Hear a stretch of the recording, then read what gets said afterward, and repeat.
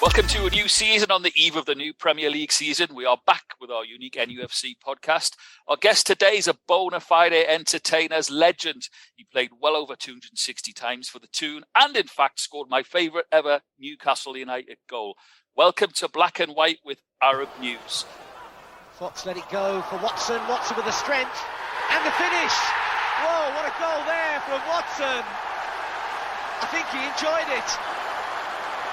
Lovely build-up, clever stuff. Watson, all power and purpose. Now, before we meet today's legend, it's a warm welcome back to the Sven Botman of sports news. Always calm, always in control. It's Ali Khaled. How are you, mate? I'm good, mate. Thanks. It's good to be back. It is good to be back. Listen, so much to get into, but just quickly, let's open up with this. The excitement is building ahead of the season opener against Forest. Are you feeling it? I am, Pete. I think everyone's excited, but it's been I've really noticed among football fans, like a lot of excitement, not just Newcastle fans, everyone. It's been a great summer of football as well, dominated by women's football. We saw the Lionesses, England win the Euros last week. But don't forget as well, just a couple of weeks before that, South Africa won the Africa Cup of Nations for women, and Brazil, the day before England, actually won the Copa America for women as well. So it's been a really good summer of football. The Charity Shield, or the Community Shield, I should say, last week was great. Again, showed Liverpool, Man City mean business, very high level of football.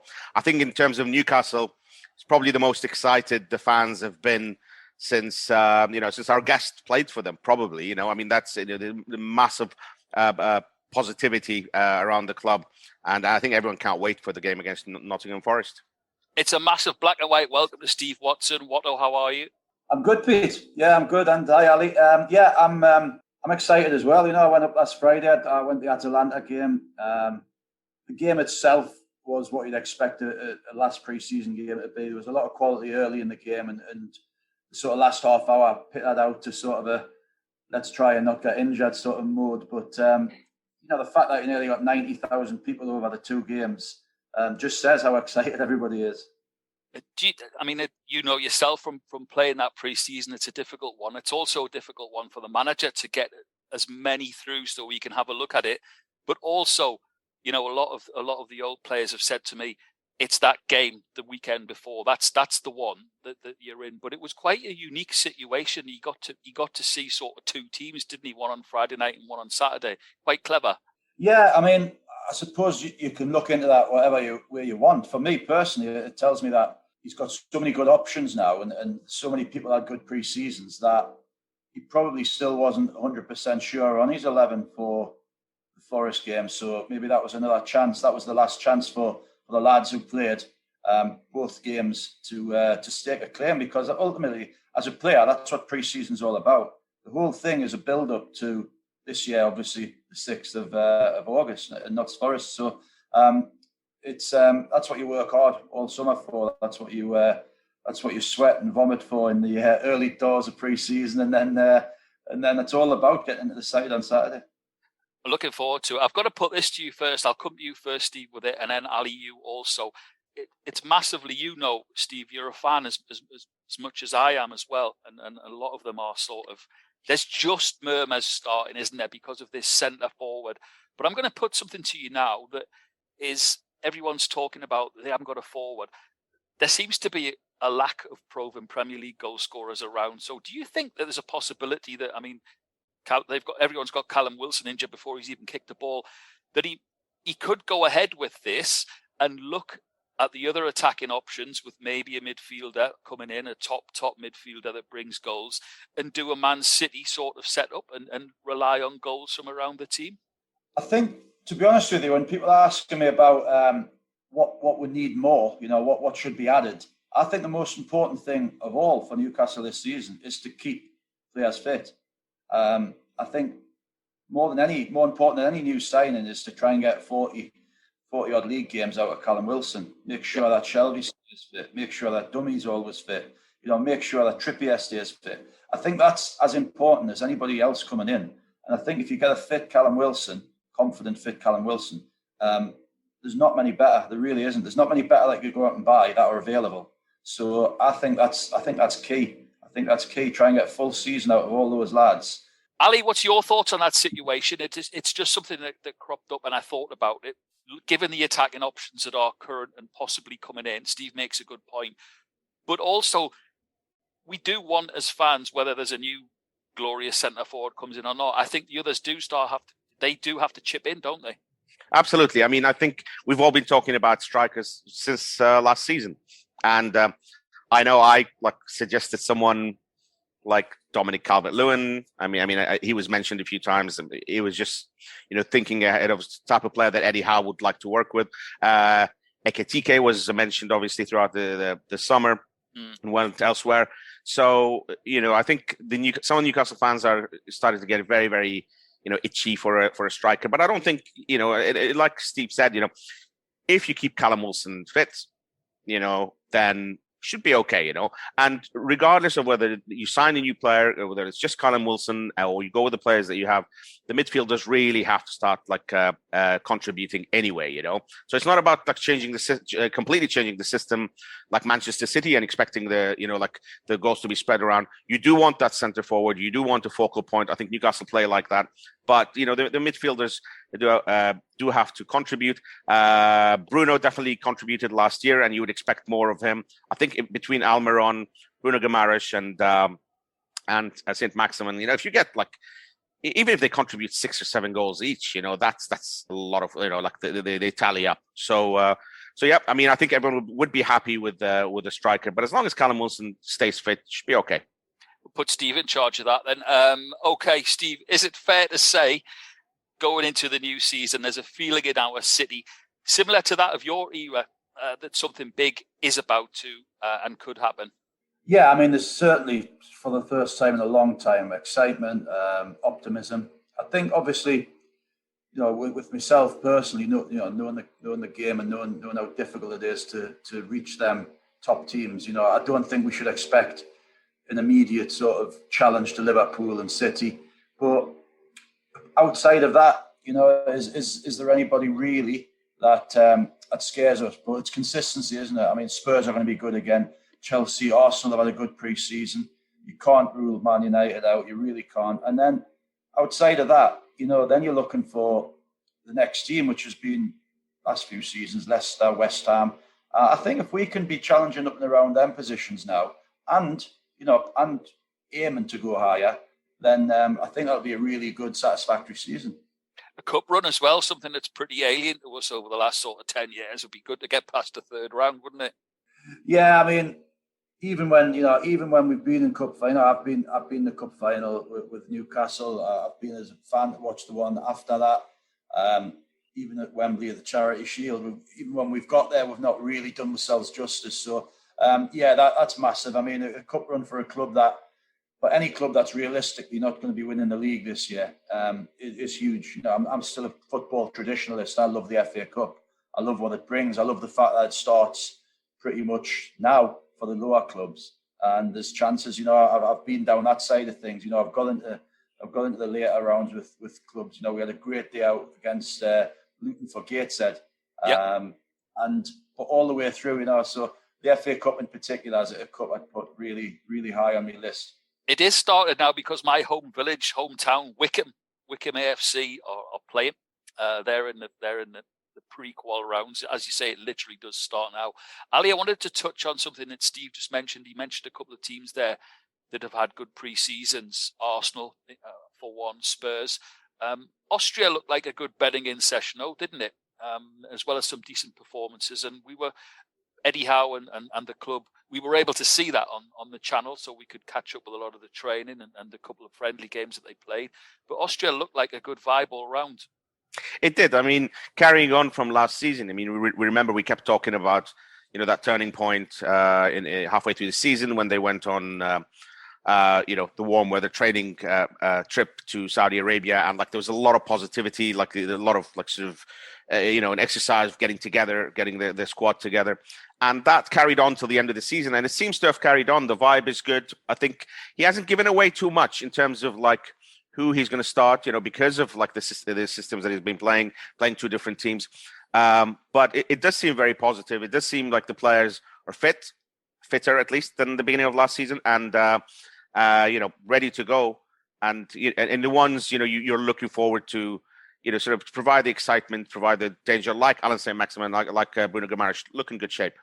Alan looks great, by the way, pre-season. Yeah. Let's hope he has a good season. Steve, let's take it back, all the way back, 10th of November, 1990, and a record that still stands to this day, NUFC's youngest player. Do you remember much about the game? I'm fascinated to know. Not the game so much. I remember I played a reserve game, and I'd done well. When you've done well in a game, and I think obviously reserve games back then were so physical that a manager back then didn't need to worry about putting you in and worry about the physicality side of it. Just need to be good enough, and I think that's what was great about the Central League back then, as it was called. You were playing on Tuesday night at 16 years old, getting kicked the shit with blokes who are annoyed that they're not in their own first team, senior pros. So when you're ready, when you get the call at the first team, you're physically ready. It's just whether you're good enough. So I knew I did well on the Tuesday, and we used to go to college I'm part of YTS on the Thursday, and after college I got a shout that I was going to be training was going to be different for me on the Friday. I was going to be training and traveling with the first team squad. So obviously buzzing, but didn't really have a lot of chance to take it in. It's amazing, isn't it, when you think about it as well? It's such a young age, and that record still stands. Ali, we touched on who can grab goals and where goals will come from in the team. But what about at the back? Because there's a conundrum there, and Eddie hasn't given us any hints. Who partners Botman? Because you assume it's going to be him. Is it Big Dan Burnalley or Shah in there? Or let's not forget Lascelles. He's retained the captaincy of the club, and he's featured a lot pre-season. So it's going to be an interesting one at the back. I think, yeah, absolutely. I mean, as we mentioned before, Eddie Howe hasn't given away too much, but I would think it'll still be Cher, because I think under Howe he's been excellent, uniformly excellent under Howe. I think Dan Burns done well, but there was a couple of games like where he struggled last season. I just think that Cher has been very, very consistent, and it's like I said, he hasn't really given anything away, but I would imagine he would start with him. And obviously Lascelles still staying captain, shows that he's very much in his thoughts and could start. But out of the three, like an educated guess, I'd go for Fabian Cher. We could have three different centre halves lining up here then, because you see this is where it divides opinion. It's got to be Dan Burn for me, just the way he's performed and being a local lad. Steve, any thoughts on the centre half? I've had a busy summer, so I haven't got to see Botman yet. Obviously, you speak to a lot of people who have watched every pre-season game, people that have travelled, and they absolutely rave about him. I think I'm in your corner as an out-and-out defender and who you can trust and be reliable at the start of the season. I'd certainly have Dan as one of my three. But outside of that, Shah's really good on the ball. He's very good. He's a very good reader of the game. Botman looks like he's got a lot of good attributes. So for me, I'd have Dan Burn with one of them. And from what I've heard, if I'm going on people's opinions, it would probably be Botman. Yeah. But with that, I was going to touch on a point you made earlier. What I thought was great about pre-season as well was, when I was at Newcastle, we'd done that Far East tour. We went to Bangkok, went to Singapore, went to Japan, and Alan signed while we were in Singapore. And we came back and we were absolutely knackered. We were flat at the start of the season. I think pre-season for Newcastle has been really good. That trip away, not too far, to get to know each other, but to play like realistic games, that's going to be quite similar to the Premier League. I think that might hold Newcastle in good stead to start. I think teams that have been all over the world, Australia, the Far East, I think that takes its toll a little bit, just knowing from experience. So I think that might help as well. Good point. Talking of tactics, I wanted to ask you down memory lane again. Tell us a little bit about Ossie Ardiles. I wanted to know, in your opinion, do you think he was naive with his tactics, or do you think he was just way ahead of his time with his youth policy? I think we've got a lot to thank him for that era of player. He gave us and the lads in the, well, it's not the academy then, it was sort of the apprentices. It gave them the belief that there was a route into the first team, that it was achievable. And so I think the club, the way he looked into that side of things, and then obviously there's so many of us came in under Kevin and thrived. But I think Ozzy really did set the footwork for that. And I just think the type of player he was, he's a World Cup winner. He was a phenomenally forward-thinking player. I think just maybe that is the style of football he wanted to play. And I just think defensively, we probably weren't good enough. And did he do a lot of work defensively? No, he didn't really. But I think the players have to take a bit of responsibility as well for the results because, I think I remember a game where we were 3-0 up against Charlton and we got beat 4-3. And, that's down to who's on the pitch at the time. So I think players, and less now, especially when I'm in the other side of the manager's chair, I think players have to take a bit more responsibility because it's very easy to blame the manager. But I think, Ozzy certainly paved the way for a lot of us coming through. Did a lot of good things, but I just think defensively as a team and as maybe tactically as well, we just didn't do enough. So they brought in a manager who specialised in defence. KK loved a bit of defending, didn't he, our Kev? Ali, staying in the defensive area, we've had a look at who could possibly line up on Saturday at the back. Nothing to separate either from the goalkeepers from what I've seen pre-season, but you'd think as a new acquisition he might start with Pope, who's come out and said that, by the way, I had said to you pre-season that I thought there's no way Pope would have signed without some sort of guarantee with the World Cup. He says that's not the case and it's all to play for. So again, from what you've seen, have you got a keeper in mind that will start on Saturday? Initially I thought Pope would start for the reasons you mentioned, because of the World Cup, because of being, in the, going for the England squad, and obviously like signing such a high-profile player, you're not signing him to put him on the bench. However, Dubravka has played well against Bilbao. I think he played, in particular, he was very solid. And you say there's nothing to separate them. It's 50-50. If I really have to go for someone, I'll go for Pope. But I wouldn't be surprised if it goes either way, really.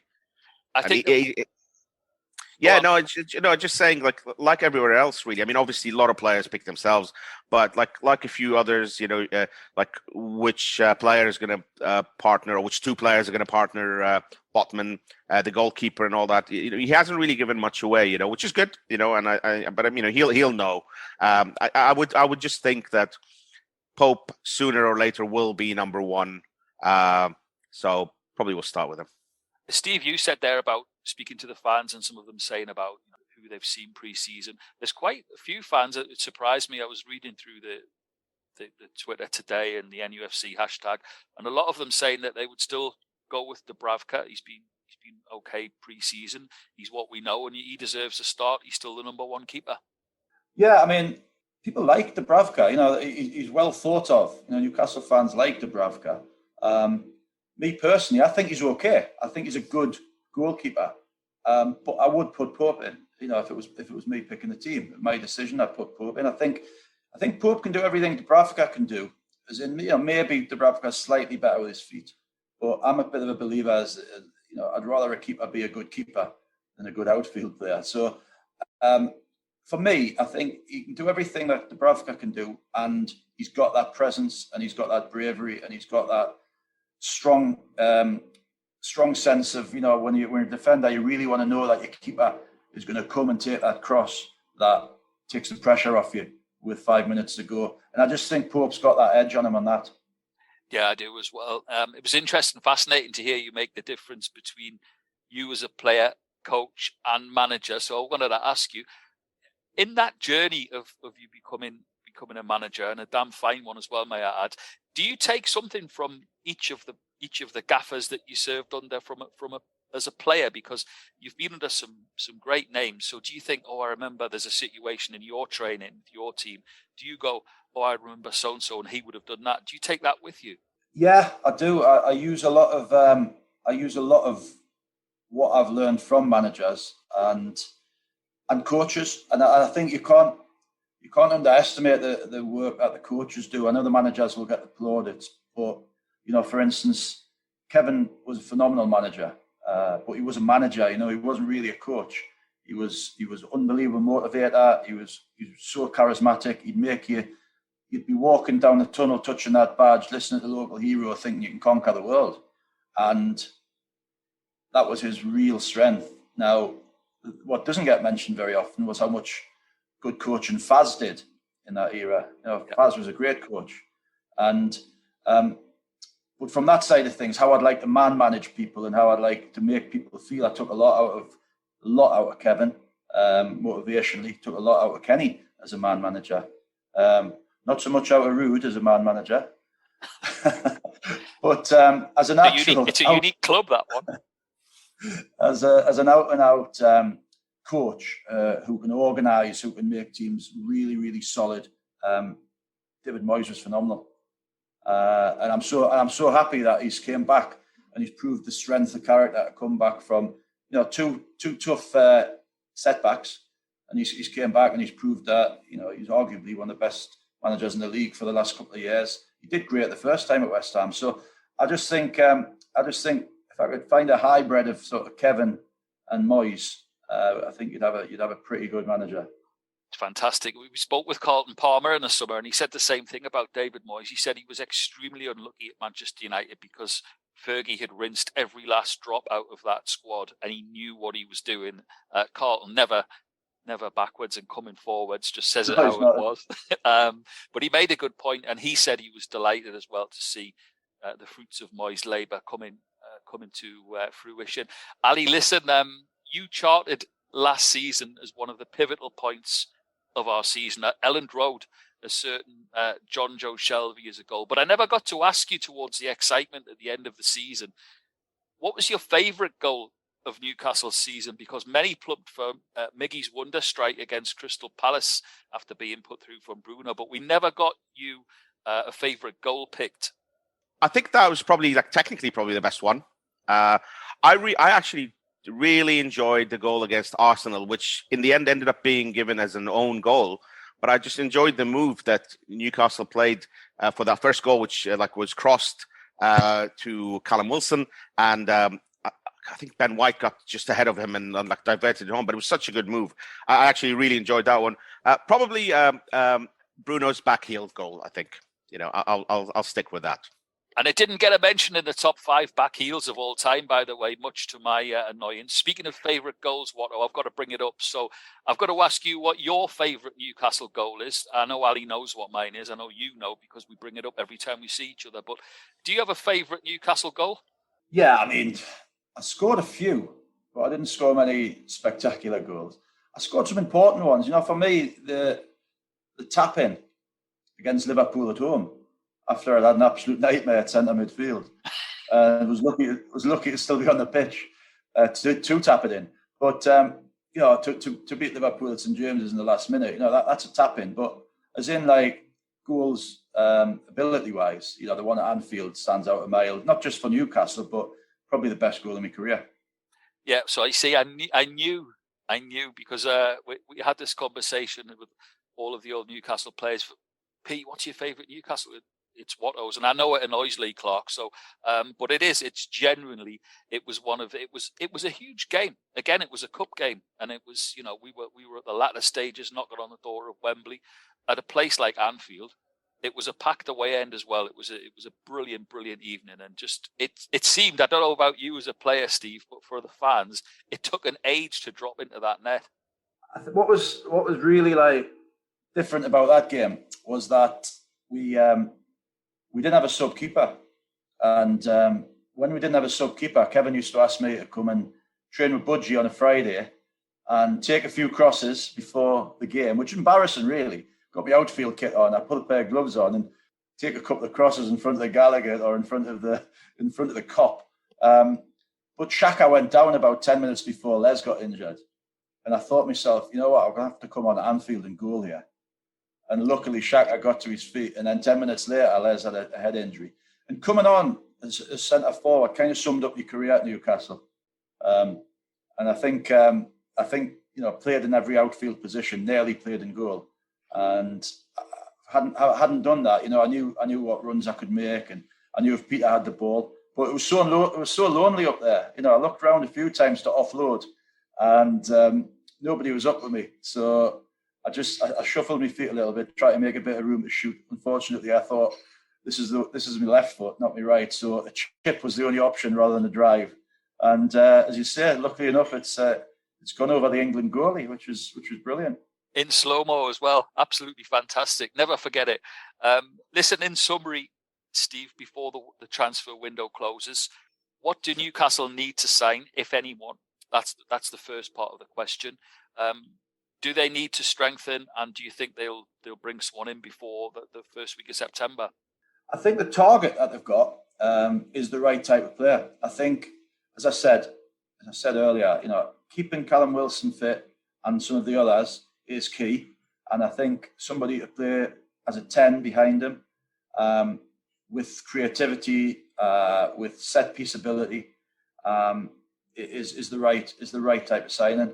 And whether we can get him or not, problem with Newcastle now is the same as when Chelsea started spending money. That everybody puts another 10 mil, 20 mil on every price tag. But the reality is, Leicester have sold players before. I think they will let them go. It's just whether they can come up with the right figure. I think maybe it is too early for young Elliott, but from what I saw in the Atalanta game, there was very few chances created. There was very few people looked like they would do something that would be different.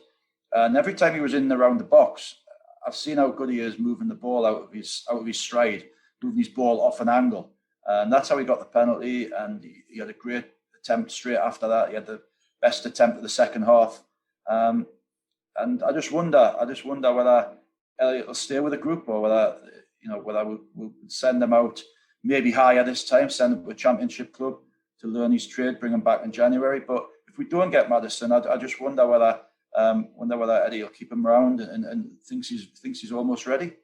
If you've got a fold in for Pep, perhaps Elliott, Eddie's. Listen, give us a prediction for the opening game. I don't think it's going to be. I don't think we can get carried away with the occasion. I don't think we can get carried away with the fact that we're on a real high, both as a club and as a fan base and as a city. We are all buzzing. Make no mistake that Notts Forest will be a really tough game. He's done an incredible job, really incredible job, and they've got nothing to lose. They've came up and they're going to have a right go this season. But I do think we'll have too much for them. I think if we defend well, I think we can probably nick it 2-0. 2-0. Last word, as always, goes to Ali Khaled. Ali, listen, you did really well at the end of last season with your predictions, as you kept reminding me via WhatsApp every weekend. So we're going to make a feature of it this season. So last word goes to you. What do you foresee at the weekend against Forest? And of course, give us a score.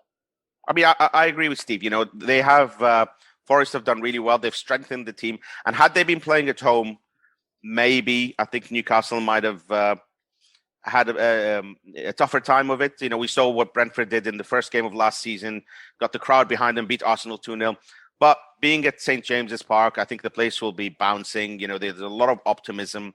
They've had a good pre-season, as been mentioned. I think Newcastle will have a bit too much for them. I'll go for a 2-goal margin as well. I'll go for Newcastle 3, Nottingham Forest 1. I'll take that. I'll take either of those. Listen, Steve, it's been an absolute pleasure having you on the first episode of the new season. Hopefully it won't be the last. We can grab you on and get updates as the season goes on. Thanks very much for being guest number 1. Pleasure. Absolutely fantastic, and a fascinating insight into both what's going on now and, of course, what went on at the Entertainers. That's it from me, Geordie Pete Redding. We'll see you on the next edition of Black and White with Arab News. How are the lads?